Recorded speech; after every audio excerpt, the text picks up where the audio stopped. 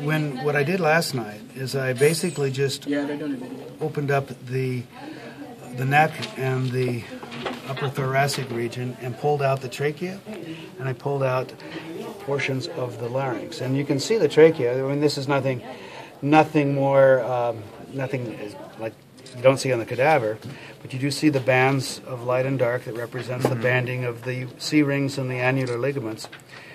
And up here, and by the way, this is kind of interesting too, the sizes that we see here in the cat regarding the trachea and the larynx and the lungs, even the heart, these are very similar to what we see in a newborn baby, the anatomy. Very similar.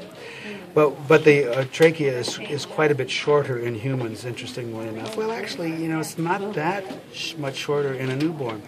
One of the crazy things, again, about the trachea is that in the cat, in that cat over there especially, it's about 4 inches long, which is 4 to 5 inches long in the human. It's very interesting that those dimensions are so similar. I mean, it's so surprising that they would be.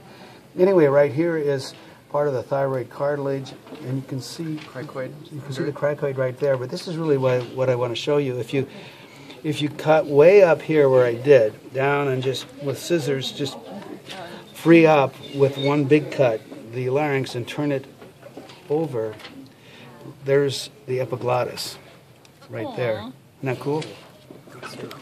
There's the epiglottis. That's crazy. And if you look, if you look down, look straight down, you can see the vocal cords of the cat. See them? See those two bands right there? And the ones on the side are the ventricular. Yeah, and the ones on the side are the ventricular folds. Right, they're up higher, and the ventricular folds are on your list, but I'm not gonna. They're often very hard to see. You actually do see them pretty well on this.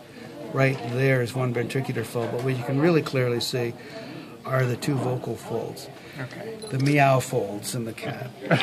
And so when when air rushes across those, they vibrate, and with the chambers that are available for vibration, the rest of the trachea and such, you get the meow sound. Can you pull it back so I can see the trachea? And so here's the trachea right here. And I did a speed. Did you get it? Kind of did a speed dissection last night. So you still see a lot of muscle here in brown and ligaments too in brown that kind of cover some of the cartilages. But it's nice to see this structure right here that we don't see on the cadaver. That also gives a literal feel for what the nature of elastic cartilage is. It's very flexible. Needs to be flexible every time you swallow. The epiglottis comes down over the top of the glottis, just like that. And remember what the glottis is.